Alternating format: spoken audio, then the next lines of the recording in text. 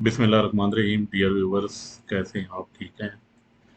उम्मीद है आप सब खैरियत से होंगे। तो आज हम बात करने वाले हैं, कल जो हमारी लास्ट जो डिस्कशन हुई थी, ये बात हुई थी, वो बात थी हमारी सैम्पलिंग पे हम बात कर रहे हैं, और उसमें प्रोबेबिलिटी सैम्पलिंग पे हमने बात की थी। तो उम्मीद है आप लोगों को समझ आ गई होगी कि प्रोबेबिलिटी सैम्पलिंग क्या है। तो आज हम बात करते हैं नॉन प्रोबेबिलिटी सैम्पलिंग पे। तो नॉन प्रोबेबिलिटी सैम्पलिंग बुनियादी तौर पे नॉन रैंडम सैम्पलिंग भी होती है, क्योंकि जो प्रोबेबिलिटी सैम्पलिंग है दैट इज रैंडमाइजेशन होती है उसमें सारी। इसमें रैंडमाइजेशन नहीं होती, तो इसलिए इसको नॉन प्रोबेबिलिटी सैम्पलिंग का नाम दिया जाता है। इसके कुछ कॉन्सेप्ट्स हैं कि it mean selecting sampling unit based on subjective consideration such as personal judgement और कन्वीनियंस। तो इसमें जो बेसिक चीज़ है वो सैंपल सेलेक्ट करते वक्त जो रिसर्चर है उसकी अपनी पर्सनल जजमेंट और कन्वीनियंस जो है वो बहुत मैटर करती है। तो कहते हैं कि it is less preferred to probability sampling, यानी ये लोग इसे कम तरजीह देते हैं प्रोबेबिलिटी सैम्पलिंग की निस्बत, क्योंकि प्रोबेबिलिटी सैम्पलिंग में बायसनेस नहीं होती। यहाँ पे जब आप पर्सनल जजमेंट या पर्सनल लाइकिंग पे आते हैं तो समटाइम बायसनेस और जर्नलाइजेशन के इश्यूज आते हैं आपके डाटा के। आगे चल सेकंड वन, वो कहता है कि pragmatically driven sample sampling technique where the probability of being selected is not known. तो इसमें कुछ चीज़ें जो होती हैं वो अननोन होती हैं, नोन नहीं होती, क्योंकि प्रोबेबिलिटी सैम्पलिंग में चीज़ें अननोन होती हैं। यहाँ पे सारी चीज़ें जो हैं वो नोन होती हैं, अननोन नहीं होती। Purpose is to select participant who can be particularly informative about the research issue, और इसका जो बेसिक मकसद होता है कि वो पार्टिसिपेंट आप सेलेक्ट करने जा रहे हैं, उन पार्टिसिपेंट्स को आपने सेलेक्ट किया है कि जो एक पर्टिकुलर इशू के बारे में जिनके पास बेसिक इंफॉर्मेशन है, तो आप उन लोगों को करने जा रहे हैं। It is often not possible to use probability sampling technique due to access time resources और फाइनेंशियल कंस्ट्रेंट्स।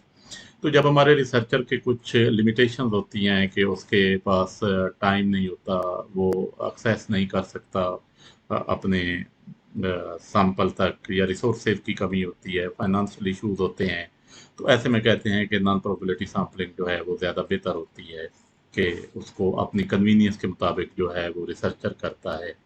तो इसकी चार टाइप्स हैं बेसिकली। एक कन्वीनियंस सैम्पलिंग है, एक जजमेंटल सैम्पलिंग है, एक कोटा सैम्पलिंग है, और एक स्नोबॉल सैम्पलिंग है।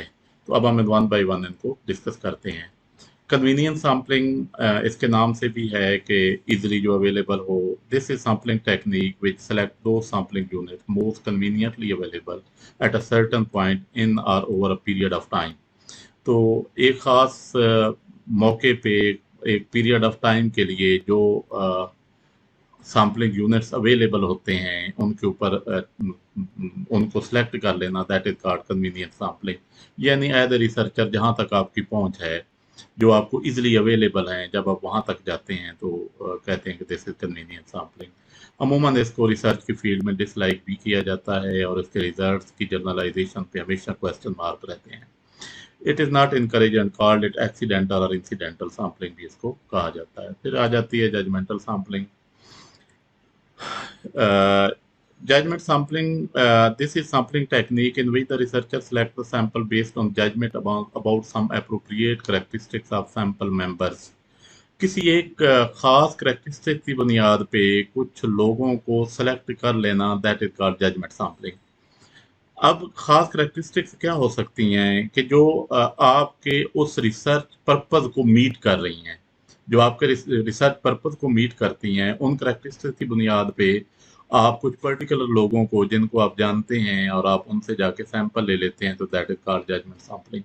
इसको पर्पजिव सैम्पलिंग का भी नाम दिया जाता है। उसके बाद नेक्स्ट है snowball sampling. This is sampling technique in which individuals or organizations are selected first by probability method, and then additional respondents are identified based on information provided by the first group of responses। अच्छा, इसकी ना मैं एक बड़ी simple सी मिसाल देता होता हूँ अपने स्टूडेंट्स को, जब हम क्लास में डिस्कशन कर रहे होते हैं।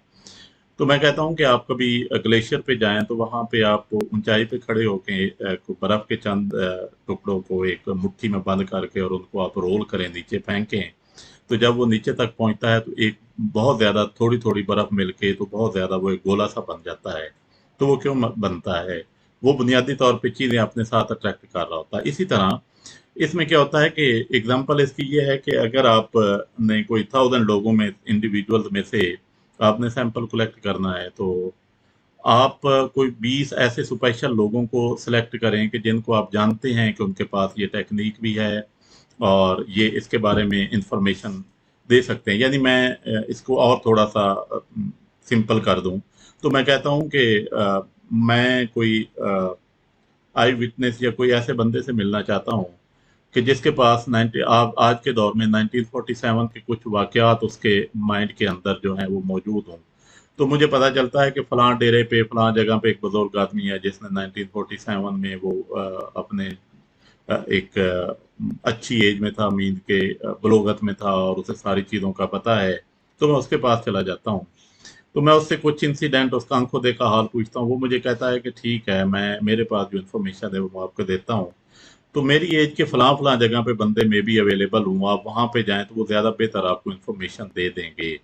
इसका मतलब है कि एक बंदा जिसको मैं जानता था, उस बंदे ने मुझे आगे 2, 4, 5 बंदे गिनवाए, फिर मैं उनके पास गया तो उन्होंने फिर आगे मुझे 15-20 बंदे गिनवा दिए। तो इस तरह किसी भी फिनोमिना की डेप्थ तक पहुँचने के लिए मैं बार-बार मुख्तलिफ लोगों के पास गया।